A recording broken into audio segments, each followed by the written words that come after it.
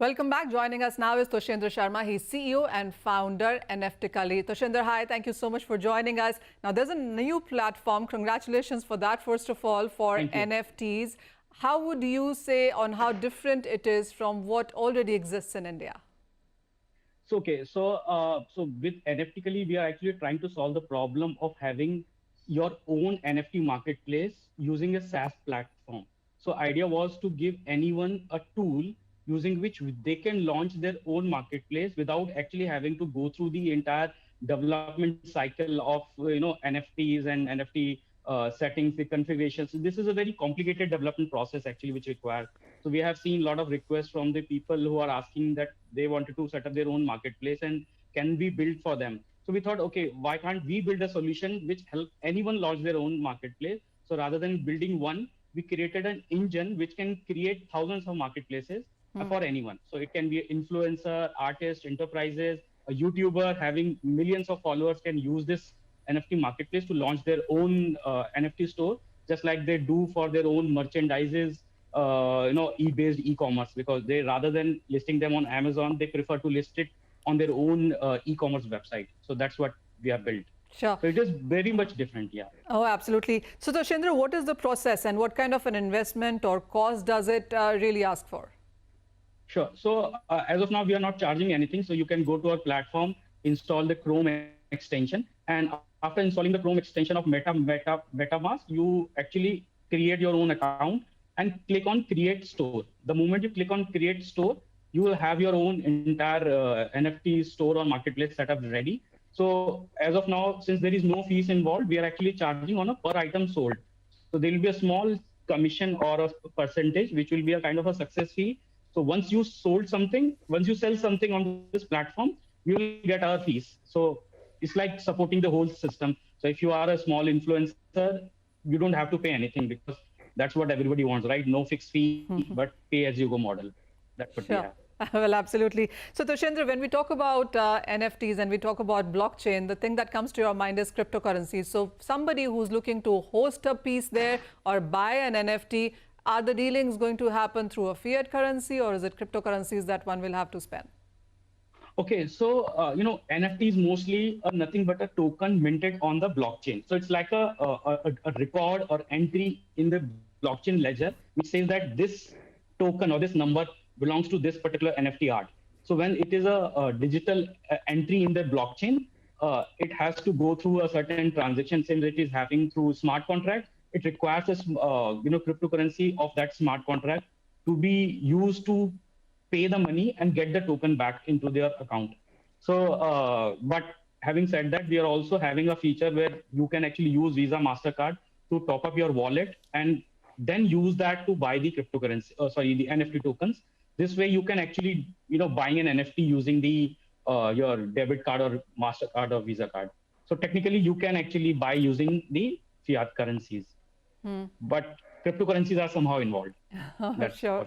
Toshendra, also, how do you see India as a market right now? Because we do see a lot of enthusiasm, from the creators as such as you. And we do understand that there are retails and HNIs who are already investing or diversifying their portfolios into NFTs and cryptocurrencies. But overall, what is the kind of growth do you expect in India?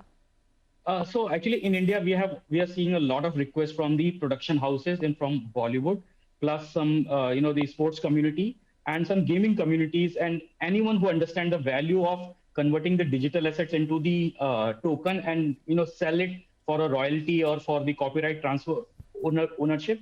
They are actually jumping into this NFT very, very fast. They are already saying when they contacted us, they're saying that, we are looking for this for a very, very long time. Now you are here. We see that we can do it.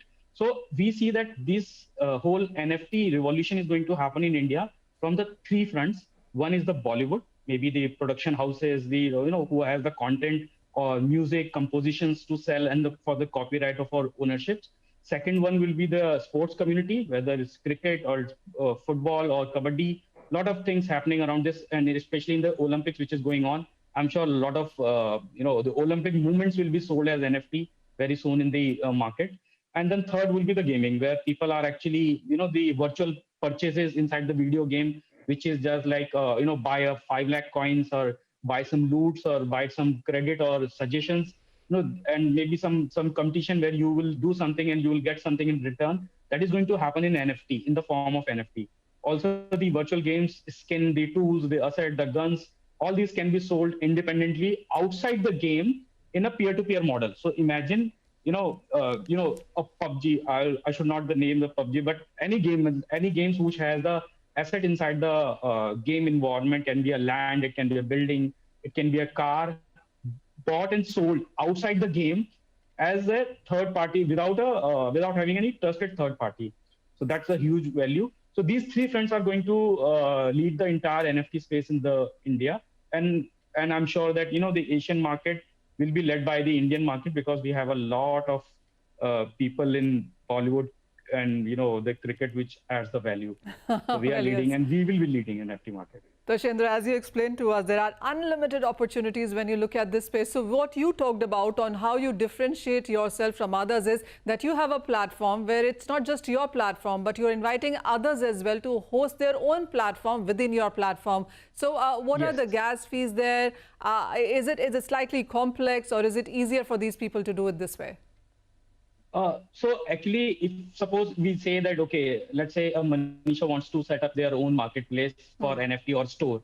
So Manisha has two options. One, they have to, create your own marketplace. So you spend lakhs of rupees and maybe crore rupees to, hire a bunch of people, help them develop it, which is very complicated and difficult. Second option is you just not build it, but you go for an outside India NFT marketplace or maybe Indian marketplace, and list your item there. But if you will be sending some, let's say, millions of users traffic to that marketplace, you will be actually helping them rather than they help you in selling your items. So that's the problem.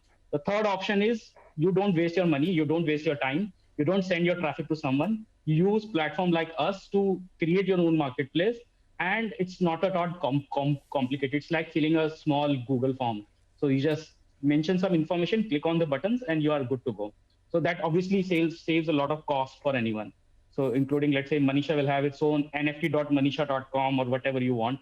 That's your choice. So that can happen very quickly. All right, Toshendra, I like the sound of it. Manisha perhaps someday could be doing that. But thank you so much, Toshendra, for joining us and explaining all of that is NFT in the Indian markets, and what, of course, there are propositions of what the market could look like in the future there. But with that, that's all the time that we have on the show. Thank you so much for watching.